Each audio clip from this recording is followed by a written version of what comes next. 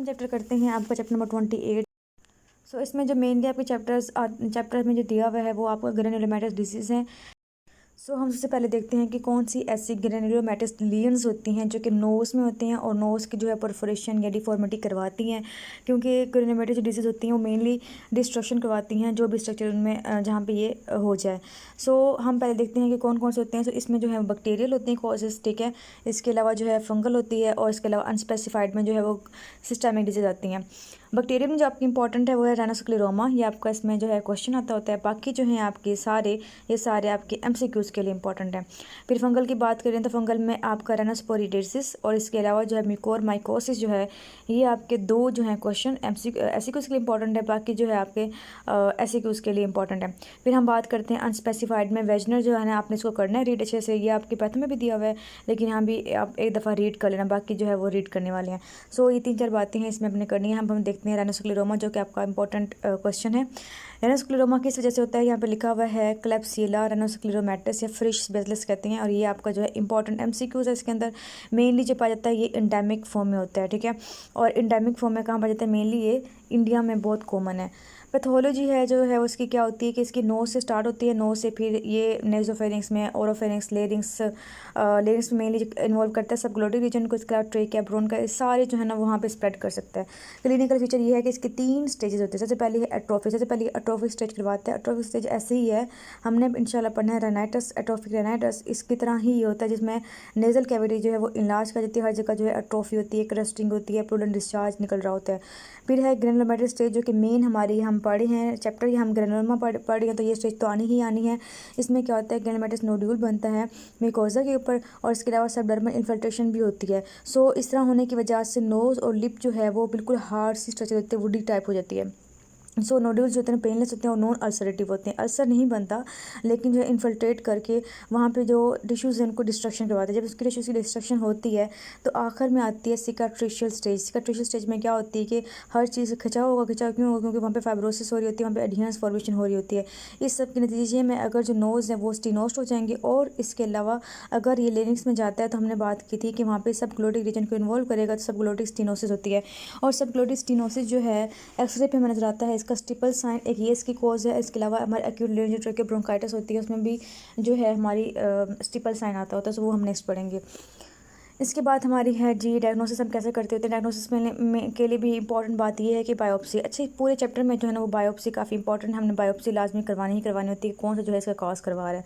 इसमें बायोप्सी हम करवाएंगे। इसमें ना 2 बहुत ही इंपॉर्टेंट सेल्स हैं वो मिलेंगे। पहले तो हम बात कर लें कि इसके अंदर प्लाज्मा सेल्स, लिम्फोसाइट्स, इओसिनोफिल्स जो हैं वो मिल रहे होते हैं। इसके अलावा 2 कैरेक्टरिस्टिक सेल्स हैं जो कि आपके एमसीक्यूज़ भी हैं इंपॉर्टेंट, वो है मिकुलिक सेल्स हो गया और रसल बॉडीज़ हो गया। मिकुलिक सेल्स तो एक तरह का सेल होता है। सेल में क्या होता है कि ये इस तरह से जो है वो गोल सा सेल होता है।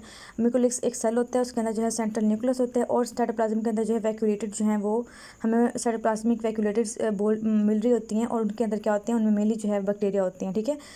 वैक्यूल्स के अंदर क्या होते हैं, बैक्टीरिया होते हैं। इस तरह के हमें ये मिकुलिक सेल्स मिल रहे होते हैं। रसल बॉडीज़ क्या होती है, रसल बॉडीज़ जो मेनली है वो प्लाज्मा के अंदर ही होती हैं। प्लाज्मा जो है, प्लाज्मा सेल जो होती है वो क्या करती है, एंटीबॉडीज़ की प्रोडक्शन करवाती है। अमीनोग्लोबुलिन्स की प्रोडक्शन जब होती है, सिक्रेशन होती है, तो वो प्लाज्मा के अंदर एक्युमुलेट होना स्टार्ट होती है। वो क्या बनाते हैं, होमोजेनस इओसिनोफिलिक इन्फ्लुएन, यहाँ लिखा हुआ है होमोजेनस इओसिनोफिलिक इन्क्लियन बॉडीज़ बना रही होती हैं। ये जो है इसके अंदर इन्क्लियन बॉडीज़ को मेनली हम कह रहे होते हैं कि ये हमारी जो है रसल बॉडीज़ हैं, और ये आपको बहुत इंपॉर्टेंट है, ठीक है, आपके एमसीक्यूज़ में पूछती होती हैं। अब इसकी ट्रीटमेंट कैसे है, ट्रीटमेंट हमने स्ट्रेप्टोमाइसिन दे दिया, टेट्रासाइक्लिन दे दिया, स्टीरॉइड्स दे दिए। सर्जिकल ट्रीटमेंट भी हम इसके अंदर कर सकते हैं अगर जो है नेजल डिफॉर्मिटी हो गई है। सिफिलिस जो है वो आपका एमसीक्यूज़ के लिए इंपॉर्टेंट नहीं है, सिर्फ एमसीक्यूज़ में हम 2-3 बातें देखते हैं कि इसके अंदर जो मेन स्टेज आती है ग्रेनुलोमेटस जो गुमा बनता है वो ट्रस्टी बनता है। सेकंड एक और इंपॉर्टेंट एमसीक्यूज़ है कि ये जो है ना बोन को भी और कार्टिलेज को भी, दोनों को ही डिस्ट्रॉय करवाता है, बोन को भी और कार्टिलेज को भी। और इसके अलावा ये इंपॉर्टेंट बात है कि ये परफोरेशन करवाता है हार्ड पैलेट की, ठीक है, हर चीज़ को डिस्ट्रॉय करता रहता है और परफोरेशन करवाता है। इसके अलावा ब्रिज ऑफ नोज़ है उसकी भी साइड नोज डिफॉर्मिटी करवाता है, ये इसकी बड़ी ही खतरनाक कॉम्प्लिकेशन है। इसके अलावा पता है कंजेंटल फॉर्म भी इसकी होती है। आगे हम बात करते हैं डायग्नोसिस, तो हम इसकी डायग्नोसिस कर लेते हैं बायोप्सी से और सर्जिकल टेस्ट से करवाते हैं। हमने इसकी ट्रीटमेंट करते नहीं, पेंसिलिन जो है इसकी बेंजोथाइन पेंसिलिन जो है उसकी ड्रग ऑफ चॉइस से हम इसको दे रहे होते हैं। आगे हम नेक्स्ट बात करते हैं आपकी कॉम्प्लिकेशंस की। तो सिफिलिस के अंदर कॉम्प्लिकेशन इंपॉर्टेंट है, वही वेस्टिबुलर स्टेनोसिस हो जाती है, परफोरेशन होती है, नेजल सेप्टम की भी, हार्ड पैलेट की भी, स्कैंडियोट्रॉफिक रेनिटस हो जाता है। इसके अलावा सडन नोज डिफॉर्मिटी भी इसके अंदर हो सकती है। आगे हम बात करते हैं टीबी की। तो टीबी में क्या होती है कि करवाता है परफोरेशन करवाता है किसकी, नेजल सेप्टम की परफोरेशन करवाता है, लेकिन सिर्फ और सिर्फ कार्टिलेज पार्ट की ही जो है ना वो इसके अंदर हो रही होती है। तो ये इसके अंदर एक बात इंपॉर्टेंट थी। इसके अलावा जो इसमें परफोरेशन होती है वो मेनली जो है वो मल्टीपल होती है, और ये अंटीरियर जो पार्ट होता है सेप्टम का उसी को इन्वॉल्व कर रही होती है, इंफीरियर इंटरमीडिएट के नीचे। उसके बाद हम बात करते हैं ल्यूपस। ल्यूपस भी इंपॉर्टेंट है आपके एमसीक्यू। उसके लिए क्या इसके अंदर एमसीक्यू आता है, ये एक लो ग्रेड टीबी होता है और इफेक्ट करता है नेजल वेस्टिब्यूल को, और स्किन और नोज एंड फेस को इन्वॉल्व कर सकता है। लेकिन यहाँ पे इंपॉर्टेंट बात ये है कि स्किन पे इसके ना एक कटिस्टिक लेयर्स बनती है जिसे हम कहते हैं brown gelatinous nodule called Apple jelly nodule. ठीक है, ल्यूपस के साथ आपने याद रखना है कि ल्यूपस एप्पल। ठीक है, तो एप्पल जेली नोड्यूल बन रही होती है इसके अंदर, जो कि होते हैं, ये आपका जो है इंपॉर्टेंट जो है इसके अंदर एमसीक्यूज़ है। उसके बाद हम बात करते हैं लेप्रोसी जो होती है हमने पढ़ी थी कि मैकोबैक्टीरियम लेप्राई के जैसे होता है।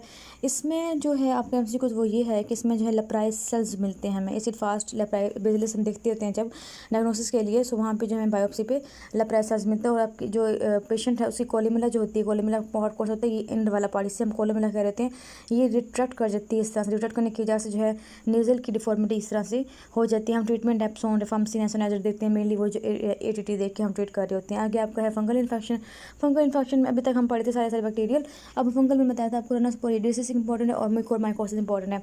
अब रनोस्पोरियोसिस के लिए जो है इंपॉर्टेंट ये है कि इसका कौन सा कॉजिंग एजेंट है, वो है रनोस्पोरियोसिस सेबरी जो होती है, ये इंपॉर्टेंट है इसके अंदर ना। आगे इसके अंदर ये नहीं करना।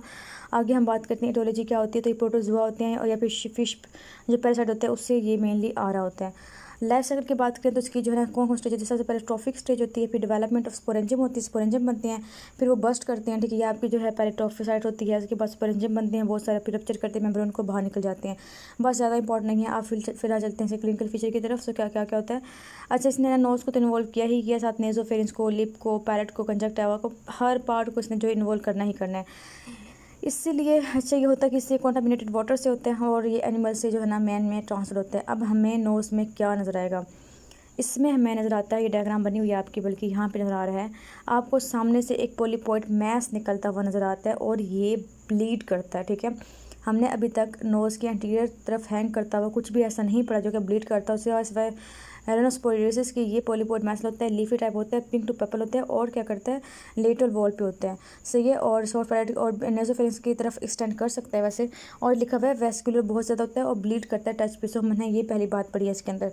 लेकिन इसमें ना जब भी आपका एमसीक्यू आता है तो वो ये मेंशन करते हैं, अगर ऐसे कुछ आता है मेंशन करते हैं कि it is studied with the white dots. ये बात जो है उसकी इंपॉर्टेंट है।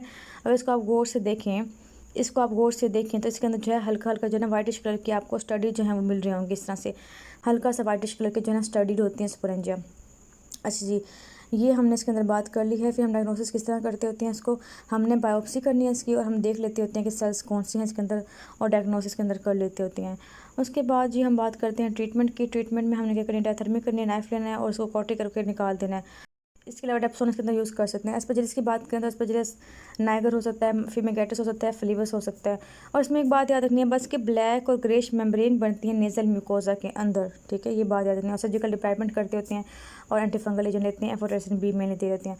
अभी म्यूकोरमाइकोसिस जो है ना आपका एक इसमें यूक्यू एक आया हुआ है, ये क्या होता है फंगल इन्फेक्शन होता है, पेनिसिलिस का भी हो सकता है, बहुत रैपिडली फैटल होता है। फैटल क्यों होते हैं बताती हूँ आपको। सबसे पहली बात याद रखनी है कि ये ना अनकंट्रोल डायबिटिक के अंदर होता है। आपकी जो यूक्यू आया हुआ है उसमें भी जिक्र किया हुआ है कि डायबिटिक पेशेंट है या वो कहते हैं इम्यूनो कम्प्रोमाइज्ड पेशेंट है। और एक बात टिपिकल फीचर देंगे कि इनके नोज़ के अंदर जो है ब्लैकिश कलर का कुछ मटेरियल है। जब भी वो कहते हैं कि डायबिटिक पेशेंट है और नोज़ जो है ना स्टडीड है विद ब्लैकिश नेफ्रोटिक से कुछ कवर्ड है, तो हम ये कहते हैं कि हमारा कंफर्म होता है कि म्यूकोरमाइकोसिस या डायबिटीज़ के अंदर जो है फंगल इन्फेक्शन बहुत कॉमन होते हैं और इसके अंदर बहुत ज़्यादा डिस्ट्रक्शन होती है। क्योंकि जो फंगस है ना इसकी एफिनिटी होती है आर्टरीज़ के साथ, कि आर्टरीज़ को इन्वेट करते हैं, एंडोथेलियल की डैमेज करवाते हैं और थ्रोम्बोसिस करवाते हैं, इसलिए ये बहुत रैपिडली फैटल है, इसलिए हमने इसकी बात की थी। और यहाँ पे लिखा black necrotic mass filling the nasal cavity eroding the septum and heart पर। ये आपका जो है ना बहुत इंपॉर्टेंट लाइन है, ये आपने इसको याद रखना है, वरना जो है पेशेंट वरना जो है आप भूल जाते हैं कि किसका डायग्नोसिस आ गया। ट्रीटमेंट हमने एफोटेरेसिन बी देनी है, सर्जिकल डिप्राइवमेंट करनी है और कंट्रोल करना है रिस्क फैक्टर्स को। अच्छा, फिर हम बात करते हैं वेजनर की। वेजनर जो है ये आपकी सिस्टमिक डिजीज़ होती है। एटियोलॉजी इसकी जो है ना वो इतने नाउन नहीं होती, बाकी ये ना सिर्फ मतलब नोज़ को इफेक्ट करती है बल्कि लंग्स को, किडनीज़ को, स्किन को, सबको इफेक्ट कर रही होती है। उसके बाद है ना हम इसमें है ना क्लिनिकल फीचर क्या देखते हैं कि सबसे पहले तो हमने देखना है कि इसमें ब्लड स्टेन नेजल डिस्चार्ज आ सकता है, ठीक है। बाद में जो है प्रूडेंट भी हो सकता है, परसिस्टेंट कोल्ड और साइनस हो सकता है इसके अंदर, और क्रस्टिंग वगैरह बन सकती है, सेप्टल परफोरेशन के अंदर हो सकती है, सैडल नोज के अंदर बन सकती है, डिस्ट्रक्शन हो रही होती हैं। इसमें आइज ऑर्बिट पैरेट वगैरह कैविटी वगैरह भी इन्वॉल्व होती हैं। इसके अलावा जनरल सिम्टम्स भी होते हैं, क्योंकि सिस्टमिक है तो सारे के सारे जो है ना ये इफेक्ट करी होती है बाकी जगह को भी। तो मेनली जो है इसमें एनीमिया, फिटीक, स्वेट, मैग्नेटिक आर्थराइटिस वगैरह हो सकता है। लंग की इन्वॉल्वमेंट होगी तो एक्सरे पे में जो वहाँ पे कैविटी लीजन्स मिल सकती हैं। सो ये हमने इसके अंदर बात कर ली। इसके अलावा किडनीज भी इन्वॉल्व हो जाएंगी इसके अंदर, डायग्नोसिस हम करेंगे इसको बायोप्सी से, और ESR का लेवल जो है वो इसके अंदर बढ़ा होगा, या आपके जो है पैथो में इसका जो है ये MCQ जाता है। ट्रीटमेंट जो हम स्टेरॉइड्स देंगे, साइटोटॉक्सिक ड्रग्स देंगे, और इसके अलावा साइक्लोफॉस्फेमाइड और इस टाइप रहने जो कि मतलब इम्यूनिटी को जो है वो सप्रेस करेगा। बाकी टी लिम्फोमा जो है उसमें बात जाती है कि मिड लाइन मैलिग्नेंट टियोलियन होता है और पॉलीमॉर्फिक टेरिकुलोसिस होती है इसके अंदर। बाकी इसके अंदर कुछ करने की जरूरत नहीं है, ठीक है। वैसे भी आपके इसमें 2 टॉपिक ही इंपॉर्टेंट थे, मैंने बता दिया कि म्यूकोरमाइकोसिस हो गया और रेनोस्पोरियोसिस इसके अंदर हो गया, और आपका एक इंपॉर्टेंट है ये वाला रेनोस्क्लेरोमा। ये 3 ही जो है इसके अंदर मेनली इंपॉर्टेंट है। आगे हम बात करते हैं नेक्स्ट आपकी मिससेलेनियस डिसऑर्डर है नेजल कैविटी की, भी वेरी इंपॉर्टेंट चैप्टर है आपका जी, ठीक है। बहुत ज़्यादा इंपॉर्टेंट चैप्टर है और इसको अपने अच्छे से पढ़ना है, और मैं आपको बताती हूँ उसके बारे में। तो पहले आपकी है फॉरेन बॉडी। फॉरेन बॉडी क्या होती है कि मोस्टली जो बच्चे फॉरेन बॉडी में आते हैं वो मेनली बच्चे ही है। छोटा बच्चा आ गया आपके पास किसके साथ, यूनिलेटरल ऑब्स्ट्रक्शन के साथ। यूनिलेटरल ऑब्स्ट्रक्शन है, डिस्चार्ज है और फाउल स्मेलिंग डिस्चार्ज है। ये यूनिलेटरल होती है, नेजल ऑब्स्ट्रक्शन होती है और फाउल स्मेलिंग हो सकती है। तो आपने सबसे पहले ये देखना है कि नाक में कुछ उसके नाक में है तो नहीं, मतलब कोई फॉरेन बॉडी तो नहीं है। सो ये बात बहुत इंपॉर्टेंट है। इन्होंने ये लाइन लिखी हुई है कि if a child present with unilateral foul smelling nasal discharge foreign body must be excluded. पहले अपने फॉरेन बॉडी को एक्सक्लूड करना है कि वो है या नहीं है। सो इसको लोकलाइज करके आपने देखना होता है। और इसके अलावा हम नेक्स्ट बात करते हैं कि इसकी ट्रीटमेंट हम कैसे करते हैं। तो आपने ट्रीटमेंट करनी है, हमने क्या करना है कि इसको निकालना है, रिमूव करना है, किसी के साथ फोर्सेप के साथ रिमूव करना है। अगर राउंड फॉर्म बॉडी है तो हम ब्लंट हुक से रिमूव करेंगे, ठीक है। जेंटली जो है वो ड्रैग करके बाहर की तरफ ले आएंगे। अगर अनकोऑपरेटिव चाइल्ड है तो फिर हम जनरल एनेस्थीसिया दे देंगे, वरना वैसे आप निकाल सकते हैं। और कफ्ड एंडोट्रेकियल ट्यूब भी इसके अंदर यूज़ कर सकते हैं। पेशेंट को हम रोज पोजिशन में लिटाते हैं अगर वो अनकोऑपरेटिव है और उसको जनरल एनेस्थीसिया दिया हुआ है। फिर हम नेजोफेरिंक्स में एक पैक डालते हैं ताकि वो पीछे की तरफ जो है ना वो गले में ना चला जाए। सो नेजोफेरिंक्स की तरफ हमने ऑब्स्ट्रक्ट कर देना है, और फिर नोज से हम जो है हुक से फोर्सेप से जो है फॉरेन बॉडी को हम निकाल लेते हैं बाहर की तरफ। इसके अलावा हम एंडोस्कोप भी यूज़ कर सकते हैं इसके अंदर। कॉम्प्लिकेशंस क्या क्या होती हैं इसके अंदर जो है वो साइनसाइटिस हो सकता है, रैनोलिथ फॉर्मेशन हो सकती है, या फिर ट्रेकियोब्रोंकियल जो ट्री है उसकी इनहेलेशन हो सकती है, मतलब वहाँ पे जो है ये फॉरेन बॉडी जा सकती है। आगे अगर बहुत इंपॉर्टेंट जो है वो क्वेश्चन आ रहा है, ठीक है। रैनोलिथ आपका यूक्यूज के लिहाज से भी इंपॉर्टेंट है, वाइवा के लिहाज से भी इंपॉर्टेंट है। अब रैनोलिथ क्या होती है, यहाँ पे लिखा हुआ है इट इज़ स्टोन फॉर्मेशन। ये जो है ना अगर आपने डेफिनेशन बता देना एग्जामिनर को तो उसने जो आपके ना मार्क्स डिटेक्ट करते हैं, तो ये आप इसको क्रॉस कर दें, ये आपने लाइन करनी नहीं है। आपने जो डेफिनेशन करनी है वो यहाँ से करनी है कि rhinolith usually forms around the nucleus of a small exogenous foreign body. कोई भी फॉरेन बॉडी आ गई है नाक के अंदर, वो क्या हो सकती है, ब्लड क्लोट, इंसिपेटेड सिक्रेशन, ठीक है। अब ब्लड क्लोट या कुछ भी ऐसा होगा तो वहाँ पे क्या होगा, कोई फॉरेन बॉडी आई उसके इर्द गिर्द क्या होगा, ब्लड क्लोट बनेगा, या फिर कोई सिक्रेशन प्रोड्यूस होगी। जैसे हम बात करते हैं कैल्शियम और मैग्नीशियम सॉल्ट की जो है वो डेपोजिशन होना स्टार्ट हो जाए।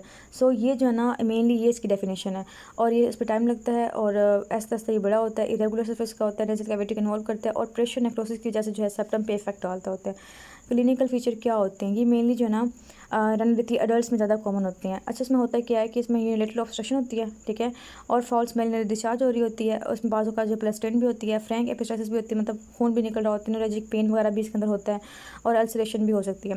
एग्जामिनेशन जब हम करेंगे तो हमें ग्रे, ब्राउन और ग्रीनिश ब्लैक जो है मैस मिल रहा होगा, इरेगुलर सर्फेस होगी और स्टोनी हार्ड फील इसके अंदर आ रही होगी, मतलब हमें सख्त सा कुछ लग रहा होगा, ठीक है। और कहाँ मेनली कहाँ पे होता है, सेप्टम इंटरमीडिएट के दरमियान होता है। आगे लिखा हुआ है it is often brittle and a portion of it में ब्रेक ऑफ वाइल मैनिपुलेटिंग। तो वो कहते हैं कि ये ना ब्रिटल होता है, मतलब अगर आप तोड़ फोड़ देंगे तो ये जो है ना मे बी वेसल्स में जाके प्रॉब्लम करवा सकती है। सो हमने इसको बड़े ही आराम से डील करना होता है। ट्रीटमेंट क्या है इसकी कि हमने इसको रिमूव करना है जनरल एनेस्थीसिया के अंडर। ये आपने बात आती नहीं, आपका MCQ भी है। हम कैसे करते हैं कि या तो वो ऐसे निकाल दिया तो निकल गया, लेकिन बड़ा जो होता है अगर ये बहुत बड़ा हो जाए, पहले हमने उसको पीसेस में तोड़ना है, तोड़ने के बाद हम इसको बड़े ही आराम से तहम्मुल से जो है इसको रिमूव करना है। अगर बहुत ही रेगुलर मैथ से बहुत इसे स्टड कर लिया स्किन के अंदर तो फिर आपने लेट और एनाटॉमी करके आराम से निकालना होता है। आगे जो है ये भी आपका जो ना UQ है, ये भी इंपॉर्टेंट है कि मैग्नेट्स जो होते हैं नोज में क्या होते हैं। पहले हमने मैग्नेट्स पढ़े थे एयर में, वहाँ पे इतना इंपॉर्टेंट नहीं था, लेकिन नेजल में ये इंपॉर्टेंट है। मैग्नेट्स क्या होते हैं कि ये लार्वल फॉर्म होते हैं फ्लाइज की, ठीक है, नेज़ल मियासिस भी कहते हैं इसको। असल में क्या होते हैं कि नोज नेज़ोफेरिंक्स और नेज़ोसाइनसिस के अंदर क्या होती है कि वहाँ पे एक फ्लाई होती है, वो जाती है, वो जाके इसमें एग देती है। एग देने के बाद 24 आवर्स के अंदर वो हैच करते हैं। हैच करने के बाद जो है वो वहाँ पे नेज़ोफेरिंक्स में, नेज़ोसाइनसिस में, और वहाँ जाके बहुत ज़्यादा जो है ना वो डिस्ट्रक्शन करवाते हैं। आप आगे देख सकते हैं कि ये देखें इतनी ज़्यादा इस जो है ना नेज़ल मियासिस ने डिस्ट्रक्शन करवाई हुई है। सो क्या करते हैं कि कब होता है, जब है ना पेशेंट जो होता है वो कोई बूढ़ा हो बहुत ज़्यादा, ठीक है, या फिर उसको केयर करने वाला कोई ना हो, तो तब ऐसे हालात में होता है। अच्छा, पहले क्या 3 से 4 दिन मैगट्स होते हैं वो इंटेंस इरिटेशन प्रोड्यूस करते हैं। जब भी आपके पास सिनेरियो आए कि आप patient come with the epistaxis, ठीक है, एपिस्टैक्सिस आई है या उसके साथ ओल्ड एज है, और साथ वो कहते हैं कि इरिटेशन है उसको, तो अपनी कंफर्म आपको ये जो है ना कंफर्म क्वेश्चन होता है इसका मैगट्स का। लेकिन साथ वो एक और बात भी कहती हैं कि इसमें जो है ना उसको नाक के अंदर वाइटिश कलर का कुछ नज़र आ रहा है। वाइटिश कलर का मतलब ये है कुछ इस टाइप के जो हैं वो लार्वा नज़र आ रहे हैं। सो आगे उन्होंने कहा है कि स्नीजिंग हो सकती है, लैक्रिमेशन हो सकती है, हेडेक हो सकता है, ब्लड स्टेन डिस्चार्ज हो सकता है, ठीक है, बताया कि इसकी ब्लीडिंग होती है, आयर स्लिप्स वगैरह जो है ना वो पफी हो सकते हैं, और पेशेंट को पता ही नहीं होता कि इसके साथ हो क्या रहा है। अच्छा, वो पेशेंट प्रेजेंट करता है कि मुझे जो है ना नाक से खून आ रहा है, सिर्फ इसके साथ प्रेजेंटेशन होती है। मैगट्स क्या होते हैं कि 3rd और 4th डे में क्या कहते हैं, मैगट्स क्रॉल करते हैं नोज़ के अंदर। नोज़ के अंदर क्या होते हैं, पेनिसिलिस के सुराख होते हैं, तो वहाँ से जाके तो वो मैगट्स के अंदर जा सकते हैं। अच्छा, अब ये होती है कि जो मैगट्स हैं वो बहुत ज़्यादा डिस्ट्रक्शन करवा रहे होते हैं। इसके अलावा इतनी डिस्ट्रक्शन करवाते हैं कि बाहर तरफ जो है वो फिशुला करवा सकते हैं, और अगर मेनिंजाइटिस करवा दें तो ये डेथ भी करवा सकते हैं। तो ये बहुत सीरियस केस होता है। ट्रीटमेंट हमने कैसे करना है, ट्रीटमेंट में लिखा हुआ है कि all visible maggots should be picked up. अगर विजिबल है, नाक की तरफ आपको नज़र आ रही हैं, तो आप उसे पिक कर लें, लेकिन रोशनी नहीं डालनी आपने। रोशनी अगर आपने डाली तो फ़ौरन से वो वहाँ से भाग के तो कहाँ जाएंगे, पीछे हमारे ऑस्ट्रिया हैं, तो ऑस्ट्रिया से होते हुए वो चले जाएंगे साइनसिस के अंदर, ठीक है। सो आपने सबसे पहले जो है ना वो क्लोरोफॉर्म डालना है। ये बहुत इंपॉर्टेंट है आपके क्वेश्चन के लिए भी, आपने पहले मेंशन करना है। क्लोरोफॉर्म वाटर डालना है, उन्हें किल करना है। किल करने के बाद जो है आपने अंदर जो है उसको निकालना है, ठीक है। तो ये वाइट कलर की होती हैं, तो उसके बाद आपने इसको निकालना है। अब निकाल तो लिया, बाकी जो क्रस्ट वगैरह बन गई तो आपने इसमें सलाइन की जो ना वो स्लफ देनी है, ठीक है। इसको सलाइन को ठीक करना है, डेड मैगट्स को बाहर निकालना है। फिर पेशेंट को जो है ना हमने से इसके एंटीबायोटिक्स भी देने हैं। साथ हमें कहना है कि आपने अपना ख्याल रखना है अपना, और साथ मॉस्किटो के जो नेट यूज़ करते हैं वो यूज़ करें ताकि मक्खियाँ वगैरह ना आएँ। और हम हर पेशेंट को कहते हैं कि आप नेज़ल हाइजीन की लाजमी ख्याल रखें। आगे नेज़ल सीन का ये कुछ इंपॉर्टेंट नहीं है, बस बात ये है इसमें कि होता क्या है कि नाक जो है वो अंदर से तरफ जुड़ जाता है। ये जो है ना ये नोज़ है ना, तो यहाँ से जो ये आपस में ये दोनों जो है ना अगर इसकी जो अटैचमेंट हो जाए, रिहन हो जाए, इसे हम कहते हैं नेज़ल सिनकाई कहते हैं। कोर्स तो पता ही है आपको, ट्रॉमा हो जाए, फिर कोई सर्जरी हो या नेज़ल पैकिंग वगैरह की है तो, या पोलिपेक्टमी रिमूव की कोई भी सर्जरी हुई है जिससे अंदर जो म्यूकोसा डैमेज हो गई है, तो वो जो है ना अटैच हो सकती है। नेज़ल सिनकाई क्या करवाता है, ऑब्स्ट्रक्शन करवाता है, पता है आपको, साइनसाइटिस करवाएगा, हेडेक, नेज़ल डिस्चार्ज करवाएगा। तो हम कैसे रिमूव करते हैं कि हम अगर जब भी सर्जरी करें तो उसके बाद हम सिलास्टिक या सिलोफिन जो है ना शीट रखें ताकि जो है हील कर जाए बगैर सिनका फॉर्मेशन के। आप कौन ट्रेस जो है ये वैसे आपके ऐसे कुछ तो बिल्कुल इंपॉर्टेंट नहीं है, लेकिन ना इसके ना आपकी ENT में बच्चे आते होते हैं इसके ना कौन ट्रेजर क्या होता है, पीछे तरफ 2 कोना होते हैं नोज़ के बिल्कुल पीछे तरफ। सो अगर वो बिल्कुल बंद हो जाएँ तो उस बच्चे को सांस नहीं आती। सो ये इंपॉर्टेंट है, और ये बहुत कॉमन कौन सी होती है, बोनी जो है वो ज़्यादा कॉमन है एक्सक्रीमेटरी मेम्ब्रेनस के, और यूनिलेटरल जो है वो ज़्यादा कॉमन होती हैं। इसके अलावा अगर बायलेटरल होगा तो बच्चे को क्या होगा कि वो सांस नहीं ले पाएगा, और उसके अलावा कुछ खा भी नहीं पाएगा, क्योंकि जो बच्चे होते हैं छोटे वो मेनली नोज ब्रीथ होते हैं, मतलब नाक से सांस ले रहे होते हैं, इसलिए इनकी डेथ होना अगर बायलेटरल है तो डेथ हो जाती है अक्सर। अच्छा, इसमें हम क्या करते हैं कि हम ये देखते हैं अगर हमने डायग्नोस करना है तो हम क्या करते हैं कि हम एको डिस्चार्ज देखते हैं, एयर बबल्स की एब्सेंस देखते हैं। इसके अलावा जो है हम कैथेटर पास करते हैं, फिर मिथाइल ब्लू के ड्रॉप्स डालते हैं तो पीछे नेज़ोफेरेंस में नहीं आता। फ्लेक्सिबल नेज़ल एंडोस्कोपी करके हम जो ये सब कुछ हम डायग्नोस कर लेते हैं। सो फिर हम इसको मैनेज करते हैं। लेकिन एक बात ये याद नहीं है कि इसे कहते हैं मैगवाइस टेक्निक में क्या करते हैं कि अगर सपोज की सर्जरी को लेट है तो फिलहाल तो बच्चे को हमने ठीक रखना है, तो हम उसका जो निपल है ना उसका जो सुराख होता है उसे बहुत बड़ा कर देंगे, ताकि वैसे तो वो नोज पे इधर होता है ना, फिर उससे ये होगा कि सिर्फ निपल हम डालेंगे और पीछे से ओपन होगा। इससे ये होगा कि उसको सांस लेने की जो है टेक्निक आ जाएगी मुंह से, ताकि जब तक ऑपरेट नहीं होता वो जो है सांस ले सके। आगे है हमारे सीसर एनोरिया।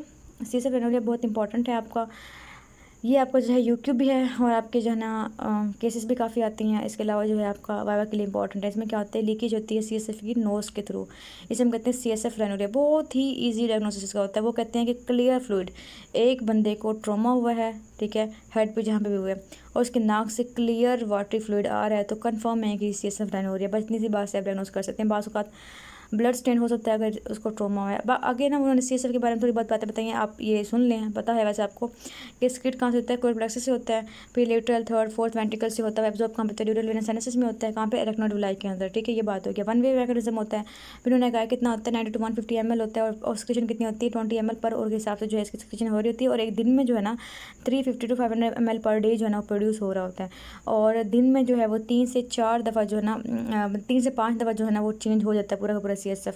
प्रेशर कितना होता है 50 to 150 जो है ना वो होता है। इसके अलावा कहते हैं इसी से प्रेशर जो है बढ़ सकता है कफिंग स्नीजिंग ब्लोइंग वगैरह से। खैर इसको छोड़ें, आगे इटियोलॉजी हम देखते हैं तो ट्रॉमा बहुत ज़्यादा इसका मोस्ट कॉमन कॉज है ट्रॉमा से है। आगे इन्फ्लामेशन, न्यूप्लाज्म, कंजेंटल और इडियोपैथिक होता है। जब पेशेंट मेनली हमारे पास आते हैं वो ट्रॉमा के साथ आते होते हैं। अब CSF लीकेज जो है वो कहाँ कहाँ से हो रही है, सबसे पहले क्रेबिफॉर्म प्लेट, क्रेबिफॉर्म प्लेट ही आपकी जो है मोस्ट कॉमन जो है वो साइट है, ये भी आपका MCQ है। इसके अलावा जो है रूफेथमोइड एयर सेल्स हो गया और फ्रंटल साइनस हो गया, ये सारे आते होते हैं। वो कहते हैं CSF मिडल क्रेनियल फोसा से ना अगर आता है ना तो इंजरी कहाँ पे होगी, स्फिनोइड साइनस के अंदर होगी। अगर टेम्पोरल बोन की फ्रैक्चर होती है तो क्या होगा, CSF रीच करेगा मिडल ईयर के अंदर, मिडल ईयर से होता हुआ फिर नोज एस्ट्रिजन ट्यूब से होता हुआ फिर नोज में आ जाएगा, उससे हम कहते हैं CSF ऑटोराइनोरिया कहते होते हैं। ये भी जो है आपका इंपॉर्टेंट है। उसके बाद हम डायग्नोसिस कैसे करते होते हैं इसकी, आपने सबसे पहले इसकी हिस्ट्री लेनी है, पॉइंट 1 पे क्लियर वाटर डिस्चार्ज की हिस्ट्री होगी, ठीक है, पॉइंट 2।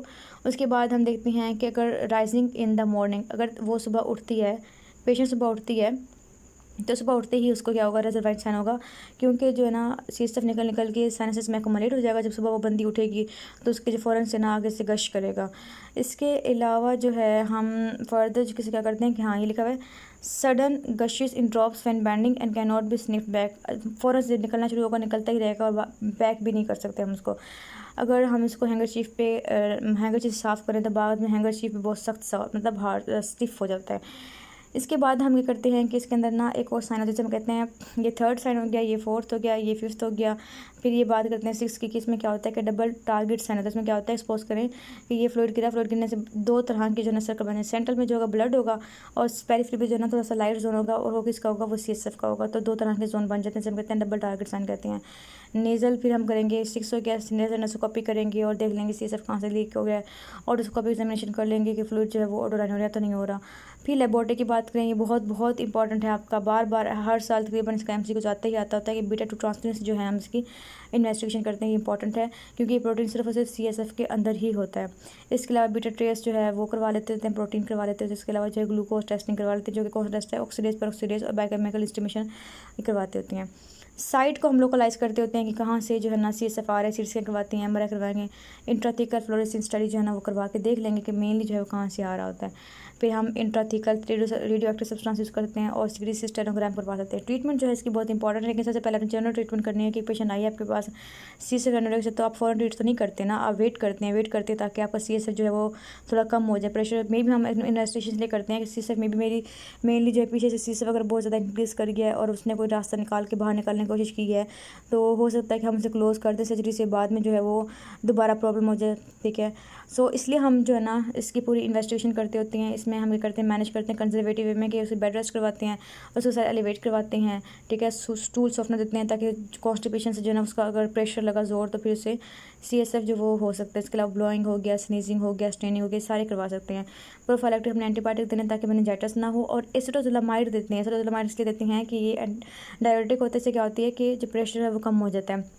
सही है, तो ये हम करके इसको हम मैनेज कर देते हैं कंजर्वेटिव में। ये सारे पॉइंट मेंशन करना बहुत ज़रूरी है, ये नहीं कि आप फ़ौरन जो है सर्जरी पे आ जाएँ। फिर हम न्यूरोसर्जिकल इंट्राक्रेनियल अप्रोच करते होते हैं। इसके अलावा एक्सट्राड्यूरल अप्रोच भी कर सकते हैं और ट्रांसनेजल एंडोस्कोपिक अप्रोच भी कर सकते हैं। इस केस में क्या होता है कि हमने पहले देखना है कि साइट कौन सी है, कहाँ पे मेनली डिफेक्ट है। पहला पार्ट जो ये है तो ये मोस्ट कॉमन है। फिर हम ग्राफ्ट को प्रिपेयर करते हैं क्योंकि वो पार्ट जो वो डिफेक्टिव हो गया, उस डिफेक्ट को ठीक करने के लिए हमने ग्राफ्ट लेना है। अब ग्राफ्ट हम कोई फेशिया भी ले सकते हैं अगर तो छोटा है, और ना अगर बहुत बड़ा है ना डिफेक्ट, तो हमने 2 सेंटीमीटर से बड़ा है अगर, तो फिर हमने क्या करना है कि हमने कार्टिलेज लेना है। कार्टिलेज कहाँ से लेंगे, नेजल सेप्टम से ले सकते हैं और रेगुलर कॉन्का से ले सकते हैं। हमने ये बात की थी पिन्ना में कि हम इसको ग्राफ्ट के तौर पर यूज़ कर सकते हैं। फिर हम जो ना ये कार्टिलेज या जो भी यूज़ करने के बाद जेल फॉर्म लगाएंगे ताकि वो मज़ीद जो है ना उसकी स्ट्रेंथन जो है वो मज़ीद जो है वो इसके अंदर इम्प्रूव हो जाए। उसके बाद हम बात करते हैं फर्दर, तो इसमें क्या करते हैं कि लंबर ड्रेन कर सकते हैं। अगर किसी से प्रेशर हाई है ना, फिर हम लंबर ड्रेन करेंगे, साथ हम उसमें एंटीबायोटिक देंगे। सो यहाँ तक हमारा ये हो गया। जब ये chapter very very important chapter है आपका, आपने इसको अच्छे से करना है। जब मैंने करवाया है, आप साथ साथ पढ़ते जाएँ, मेरी वीडियोस देखें और साथ साथ करते जाएँ। बिलीव मी, आपको ये बातें बिल्कुल भी नहीं भूलेंगी, और यही चीज़ें इंपॉर्टेंट हैं। क्योंकि जब मैंने खुद पढ़ा था फर्स्ट टाइम, तो मेरे लिए मुश्किल थी कि मैंने पढ़ा लेकिन मुझे कुछ याद नहीं रहता था। लेकिन फिर उसके बाद सिनेरियो देखना, फिर डायग्नोस्टिक पॉइंट देखना, फिर एमसीक्यूज देखना, फिर काफ़ी देर बाद जाके आपका वो व्यू बनता है कि इसके डायग्नोस्टिक पॉइंट ये है और इस तरह से हमें ये याद करना है। सो मैं आपको यहाँ पे जल्दी जल्दी जो है आपको सिर्फ और सिर्फ डायग्नोस्टिक पॉइंट ही बताती हूँ, मेन बात ही बताती हूँ, और सबको जो है वो डिफ्रेंशिएट करके बता रही होती हूँ, सिर्फ इसलिए क्योंकि आपका एक तो टाइम कम है। सो इसलिए मैं चाह रही होती हूँ कि चलो आपको जो है वो जल्दी ईएनटी प्रिपेयर हो जाए, क्योंकि ये ईएनटी का जो थोड़ा सिलेबस है थोड़ा सा लेंथी है, इसमें काफ़ी टाइम लग जाता है अगर इंसान वैसे करने बैठ जाए। लेकिन अगर कोई ये बता दे कि डायग्नोस्टिक पॉइंट कौन कौन से हैं, तो और डिफ्रेंशिएट किस तरह करना है आपने यूक्यूज को, इससे ये होता है कि आपकी जल्दी प्रिपरेशन हो जाती है। सो आप इसको अच्छे से तैयार करें, साथ साथ तैयार करें, और इसके लिए कोई एक्स्ट्रा टाइम ना रखें कि आपने पहले लेक्चर सुने हैं तो फिर आप जो है ना शाम को या कल जाके आप उसको रीड करें। ऐसे नहीं, अपने साथ साथ रीड करना है, साथ साथ मार्क करना है, ताकि आपकी जो है वहीं पर प्रिपरेशन हो जाए।